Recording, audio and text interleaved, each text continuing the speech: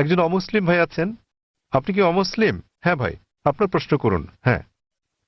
আসসালামু আলাইকুম ভাই জাকির, ওয়ালাইকুম এবং আসসালাম রহমতুল্লাহ। শুভ সন্ধ্যা আমার ইসলামী ভাইদের এবং অন্য ধর্মের ভাইদেরও।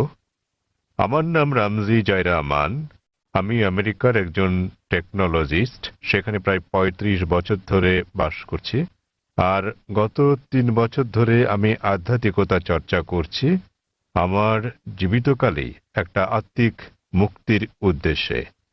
আমি কোরআন শরীফ পড়েছি। আমার একজন বন্ধু আছে, বলতে পারেন আজীবনের বন্ধু। গত ৪৫ বছর ধরে সে একজন খাঁটি মুসলমান। আমার প্রশ্ন হচ্ছে, প্রথমে আমাকে একটি কথা বলতে দিন, তারপর আমি আমার প্রশ্নটি করব।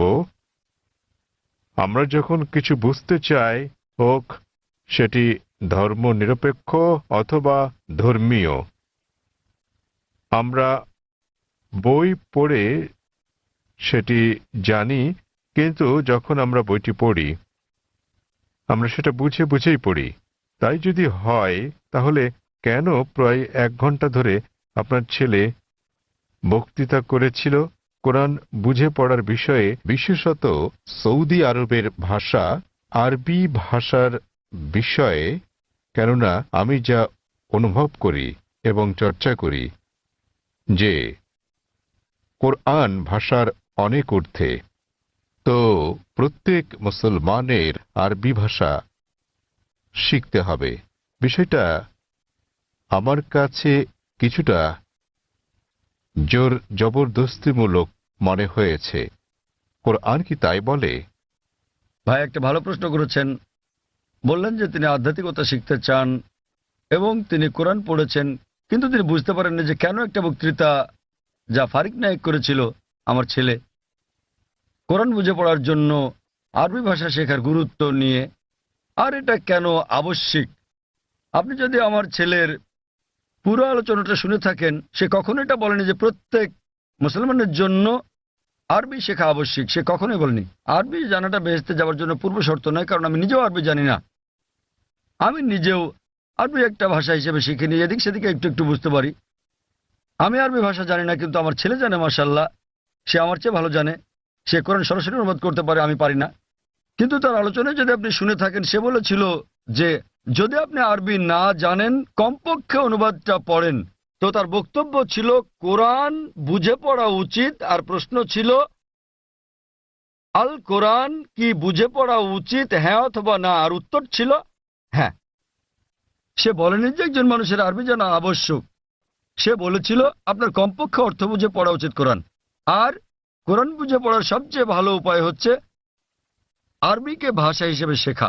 আপনি যখনই কোনো বই অনুবাদ করেন, কোনো সাধারণ বই অনুবাদ করতে গেলে অনুবাদটা কখনো ১০০% সঠিক হবে না। এটা হতে পারে ৮০%, ৯০%, ৯৯%।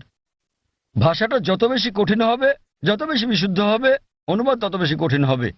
কোরআন হচ্ছে পৃথিবীর সবচেয়ে অনুবাদ অযোগ্য বই। তাই কোরআনের অনুবাদ কখনোই কোরআনের অনুরূপ হবে না। কারণ আরবি ভাষাটা এতই শক্তিশালী, এতই বিশুদ্ধ, আর এছাড়া এটা সর্বশক্তিমান আল্লাহ সুবহানাহু ওয়া তাআলার বাণী।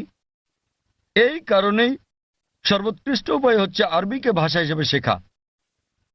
দ্বিতীয়ত, আপনি যদি আরবি ভাষা না জানেন, তাহলে সে বলেছিল যে ভাষাটা ভালো জানেন সেই ভাষায় অনুবাদটা পড়েন।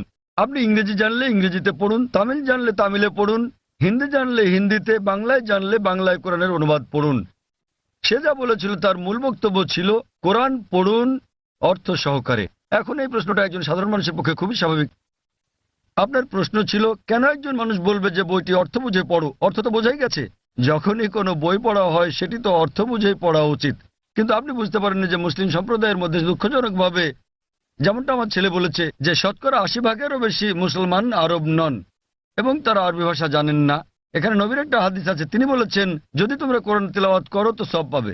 সেই কারণে বেশিরভাগ মুসলিম যখন কোরআন পড়ে তারা আরবিতেই পড়ে, কিন্তু তার অর্থটা বোঝে না। তাই এটা পৃথিবীর সবচেয়ে বেশিবার পড়া বই, কিন্তু একই সাথে অর্থ না বুঝে সবচেয়ে বেশিবার পড়া বই ওইটি। তো আমার ছেলে বলেছিল আরবি অংশটা পড়ার পরে যা বেশিরভাগ অমুসলিমই বোঝেন না অন্তত সেই অংশের অনুবাদটা পড়েন সেই ভাষায় যে ভাষাটা আপনি ভালো বোঝেন। সে জোর দিচ্ছিল যে কোরআন নির্দেশনামূলক গ্রন্থ, এটি সর্বশক্তিমান আল্লাহর গ্রন্থ। সে সকল মুসলমানকে অনুরোধ করেছে যে আরবিটা পড়ার পাশাপাশি অনুবাদটাও পড়েন, যার স্থান দ্বিতীয়, কিন্তু সবচেয়ে ভালো আরবিকে একটি ভাষা হিসেবে শেখা।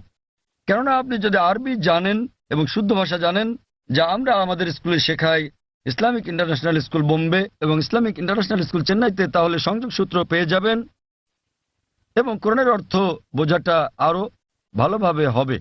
আশা করি উত্তরটা পেয়েছেন। ধন্যবাদ।